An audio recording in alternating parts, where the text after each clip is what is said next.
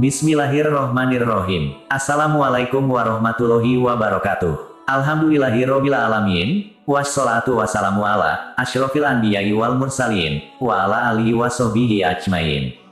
Sahabat YM 28 yang dimuliakan Allah. Neraka adalah seburuk-buruknya tempat tinggal. Bagaimana tidak? Allah berfirman, "Janganlah kamu kira bahwa orang-orang yang kafir itu dapat melemahkan Allah dari mengazab mereka di bumi ini, sedang tempat tinggal mereka di akhirat adalah neraka. Dan sungguh amat buruklah tempat kembali itu." Quran Surah An-Nur ayat 57. Di dalam neraka, penduduknya disiksa dengan berbagai macam siksaan.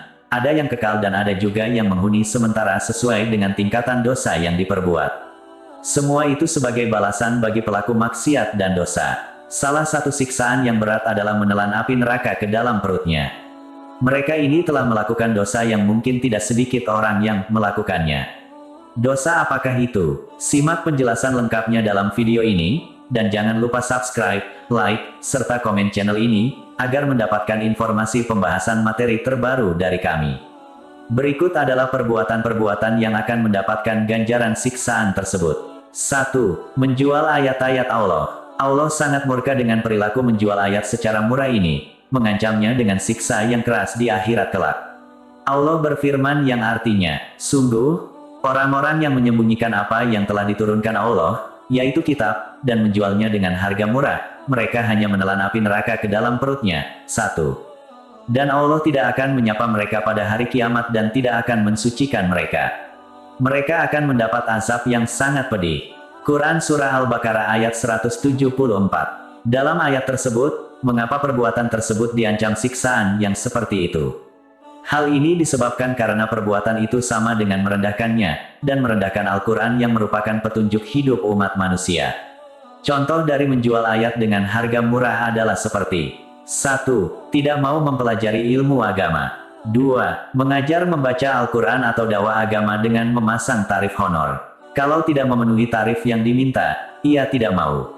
Jadi, niat utamanya mencari uang, bukan berdakwah lillahi ta'ala. 3. Tidak mau membaca, mengkaji dan mengamalkan Al-Quran. 4. Menjelaskan ayat Al-Quran secara samar-samar, atau tidak tegas, sehingga dapat menimbulkan kesalahpahaman, atau salah dalam penafsiran. 5. Tidak menyerukan kebenaran, dan menyembunyikan ancaman Allah dalam Al-Quran, karena takut beresiko ketika menyampaikan dakwah. Sebagaimana firman Allah yang artinya, "Dan ingatlah ketika Allah mengambil janji dari orang-orang yang telah diberi kitab, yaitu, hendaklah kamu benar-benar menerangkannya isi kitab itu kepada manusia, dan janganlah kamu menyembunyikannya." Lalu mereka melemparkan janji itu ke belakang punggung mereka dan menjualnya dengan harga murah.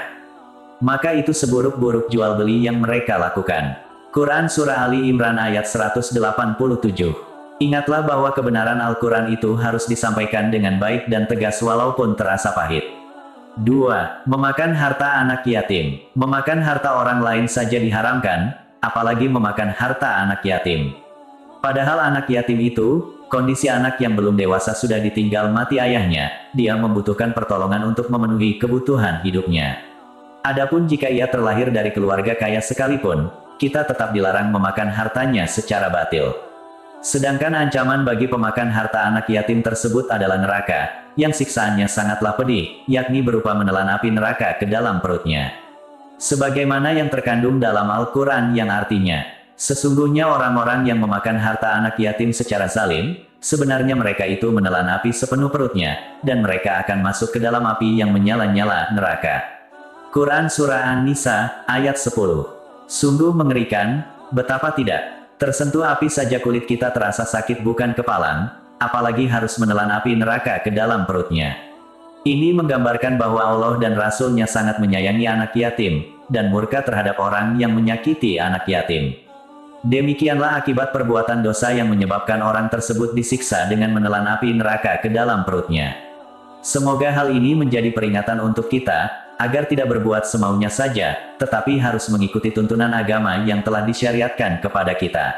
Semoga Allah selalu memberi petunjuk dan cahayanya kepada kita, agar terhindar dari perbuatan yang menjerumuskan ke neraka. Amin ya robbal alamin. Kami berharap apa yang disampaikan dapat bermanfaat bagi sahabat YM 28 yang dirahmati Allah. Kami mohon maaf atas segala kesalahan dan kehilafan dalam penyampaian materi ini. Wallahu alam bisawab. Wassalamualaikum warahmatullahi wabarakatuh.